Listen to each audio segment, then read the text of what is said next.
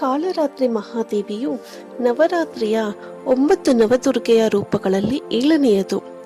ಕಾಳರಾತ್ರಿಯು ಮಾತೃದೇವತೆಯ ಭಯಂಕರ ರೂಪಗಳಲ್ಲಿ ಒಂದಾಗಿದೆ.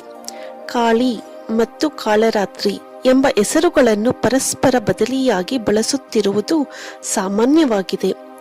ನವರಾತ್ರಿ ಆಚರಣೆಯ 9 ರಾತ್ರಿಗಳಲ್ಲಿ ಕಾಳರಾತ್ರಿಯನ್ನು ಸಾಂಪ್ರದಾಯಿಕವಾಗಿ ಪೂಜಿಸಲಾಗುತ್ತದೆ.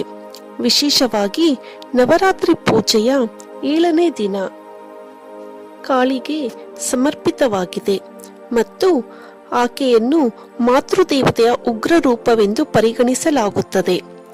ಆಕೆಯ ನೋಟವು ಭಯವನ್ನು ಉಂಟುಮಾಡುತ್ತದೆ. ದೇವಿಯ ಈ ರೂಪವು ಎಲ್ಲಾ ರಾಕ್ಷಸ ಘಟಕಗಳು, ಪ್ರೇತಗಳು, ದುಷ್ಟಶಕ್ತಿಗಳು, ನಕಾರಾತ್ಮಕ ಶಕ್ತಿಗಳ ನಾಶಕ ಎಂದು ನಂಬಲಾಗಿದೆ. ಕಾಳರಾತ್ರಿಯನ್ನು ಶುಭಂಕರಿ ಎಂದು ಕರೆಯುತ್ತಾರೆ. ಸಂಸ್ಕೃತದಲ್ಲಿ ಶುಭ ಅಥವಾ ಒಳ್ಳೆಯದನ್ನು ಮಾಡುವುದು ಎಂದರ್ಥ. ಅವಳು ಯಾವಾಗಲೂ ತನ್ನ ಭಕ್ತರಿಗೆ ಮಂಗಳಕರ ಫಲಿತಾಂಶಗಳನ್ನು ನೀಡುತ್ತಾಳೆ ಎಂಬ ನಂಬಿಕೆಯೂ ಇದೆ. ಅವಳು ತನ್ನ ಭಕ್ತರನ್ನು ನಿರ್ಭೀತರನ್ನಾಗಿ ಮಾಡುತ್ತಾಳೆ ಎಂದು ನಂಬಲಾಗಿದೆ. ಕಾಳರಾತ್ರಿ ದೇವಿ ಬಂದ ಕತೆ.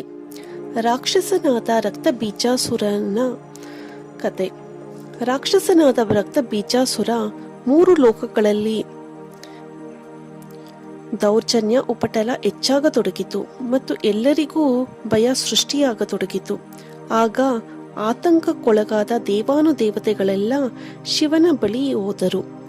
ರಾಕ್ಷಸರನ್ನು ಸಂಹರಿಸಿ ತನ್ನ ಭಕ್ತರನ್ನು ಸಂಹರಿಸುವಂತೆ ಶಿವನು ಪಾರ್ವತೀ ದೇವಿಯನ್ನು ಕೇಳಿದನು. ಬಳಿಕ ಪಾರ್ವತೀ ದೇವಿಯು ಶಿವನ ಸಲಹೆಯಂತೆ ದುರ್ಗಾಮಾತೆಯಾಗಿ ತನ್ನ ಖಡ್ಗದಿಂದ ರಕ್ತಬೀಜಾಸುರನನ್ನು ಕೊಂದಳು.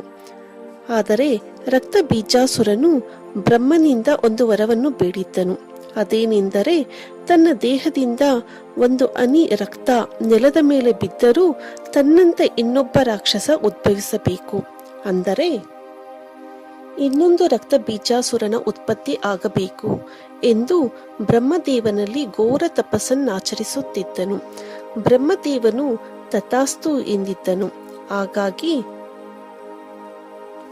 ದುರ್ಗಾದೇವಿಯು ಕತ್ತಿಯಿಂದ ರಕ್ತಬೀಜಾಸುರನನ್ನು ಒಡೆಯುತ್ತಾ ಹೋದಲ್ಲಿ ರಕ್ತಬೀಜಾಸುರನ ದೇಹದಿಂದ ಲಕ್ಷಾನುಗಟ್ಟಲೆ ರಕ್ತಬೀಜಾಸುರರು ಉತ್ಪತ್ತಿಯಾಗುತ್ತಾ ಹೋದರು.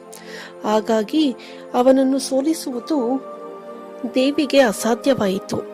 ಇದನ್ನು ನೋಡಿದ ದುರ್ಗಾದೇವಿಯು ತನ್ನ ತೇಜಸ್ಸಿನಿಂದ ಕಾಳರಾತ್ರಿಯನ್ನು ರಚಿಸಿದಳು. ಇದಾದ ನಂತರ ದುರ್ಗಾದೇವಿಯು ರಕ್ತಬೀಜಾಸುರನನ್ನು ಕೊಲ್ಲುವಾಗ ಕಾಳರಾತ್ರಿ ದೇವಿಯಾಗಿ ತನ್ನ ನಾಲಿಗೆಯನ್ನು ನೆಲದ ಮೇಲೆ ಚಾಚಿ ಆ ನಾಲಿಗೆಯ ಮೇಲೆಯೇ ರಕ್ತಬೀಜಾಸುರನನ್ನು ಕೊಂದಳು ಮತ್ತು ರಕ್ತಬೀಜಾಸುರನ ದೇಹದಿಂದ ಹೊರಬಂದ ರಕ್ತವನ್ನು ಕುಡಿದಳು. ಅವನನ್ನು ಸೀಳಿ ಛಿದ್ರ ಮಾಡಿದಳು. ಹೀಗೆ ದೇವಿಯು ಎಷ್ಟು ಉಗ್ರ ಮತ್ತು ವಿಧ್ವಂಸಗಳಾದಳು ಎಂದರೆ ತನ್ನ ಮುಂದೆ ಬರುವ ಎಲ್ಲರನ್ನೂ ಕೊಲ್ಲುವುದಾಗಿ ಹೇಳಿದಳು. ಅವಳನ್ನು ತಡೆಯಲು ಎಲ್ಲಾ ದೇವರುಗಳು ಶಿವನ ಮುಂದೆ ಪ್ರಾರ್ಥಿಸಿದರು. ಆದ್ದರಿಂದ ಶಿವನು ಅವಳನ್ನು ತಡೆಯಲು ಪ್ರಯತ್ನಿಸುತ್ತಾ ಅವಳ ಪಾದದ ಕೆಳಗೆ ಶಿವನು ಕಾಣಿಸಿಕೊಂಡನು. ತನ್ನ ಪ್ರೀತಿಯ ಪತಿಯನ್ನು ತನ್ನ ಪಾದದ ಕೆಳಗೆ ನೋಡಿ ದೇವಿಯು ತನ್ನ ನಾಲಿಗೆಯನ್ನು ಕಚ್ಚಿದಳು ಮತ್ತು ಶಿವನಿಗೆ ನಿಲ್ಲಲು ಸಹಾಯ ಮಾಡಿದಳು ಮತ್ತು ತಪ್ಪಿತಸ್ಥಳಾದಳು. ಜಗಳವನ್ನು ಮರೆತಳು. ಆದ್ದರಿಂದ ದೇವರು ಅವಳನ್ನು ಶಾಂತಗೊಳಿಸಿದನು. ಮತ್ತೊಂದು ದಂತಕಥೆಯ ಪ್ರಕಾರ ಚಾಮುಂಡಾ ದೇವಿಯು ಕಾಳರಾತ್ರಿಯ ಸೃಷ್ಟಿಕರ್ತಳು. ಶಕ್ತಿಶಾಲಿ ಕತ್ತೆಯ ಮೇಲೆ ಸವಾರಿ ಮಾಡುತ್ತಾ ಕಾಳರಾತ್ರಿಯು ಚಂಡ ಮತ್ತು ಮುಂಡ ಎಂಬ ರಾಕ್ಷಸರನ್ನು ಅಟ್ಟಿಸಿಕೊಂಡು ಬಂದು ಅವರನ್ನು ಹಿಡಿದು ಕಾರಾಗೃಹದಲ್ಲಿಟ್ಟು ನಂತರ ಕಾಳಿಗೆ ಕರೆತಂದಳು. ನಂತರ ಆ ರಾಕ್ಷಸರು ಚಾಮುಂಡಾ ದೇವತೆಯಿಂದ ಕೊಲ್ಲಲ್ಪಟ್ಟರು. ಈ ಕಥೆಯು ಚಂದಮಾರಿ ಎಂಬ ಇನ್ನೊಂದು ದೇವತೆಯೊಂದಿಗೆ ನಿಕಟ ಸಂಬಂಧ ಹೊಂದಿದೆ. ದೇವಿಯು ಅತ್ಯಂತ ಕರಾಳ ರಾತ್ರಿಗಳ ಶಕ್ತಿ. ರಾತ್ರಿಯಲ್ಲಿ ಪ್ರಾಣಿ ಸಾಮ್ರಾಜ್ಯವು ಕೆಲಸದಿಂದ ವಿರಾಮವನ್ನು ತೆಗೆದುಕೊಳ್ಳುತ್ತದೆ ಮತ್ತು ಅವರೆಲ್ಲರೂ ನಿದ್ರಿಸುತ್ತಾರೆ. ಪ್ರಪಂಚದ ಎಲ್ಲಾ ಜೀವಿಗಳು ಮಾತೃದೇವತೆಯ ಮಡಿಲಲ್ಲಿ ಆಶ್ರಯ ಮತ್ತು ರಕ್ಷಣೆಯನ್ನು ಪಡೆಯುತ್ತವೆ. ದೇವಿಯು ಕರಾಳ ರಾತ್ರಿಯ ಸಮಯ, ಸಾವು ರಾತ್ರಿ, ಅವಳು ಮಹಾರಾತ್ರಿ, ಹಾಗೆಯೇ ಮೋಹರಾತ್ರಿ. ಸಮಯದ ಕೊನೆಯಲ್ಲಿ ವಿನಾಶವು ತನ್ನ ಆಗಮನವನ್ನು ಮಾಡಿದಾಗ ದೇವಿಯು ತನ್ನನ್ನು ತಾನು ಕಾಲರಾತ್ರಿಯಾಗಿ ಪರಿವರ್ತಿಸುತ್ತಾಳೆ. ಅವಳು ಯಾವುದೇ ಅವಶೇಷಗಳನ್ನು ಬಿಡದೆ ಎಲ್ಲಾ ಸಮಯವನ್ನು ತಿನ್ನುತ್ತಾಳೆ.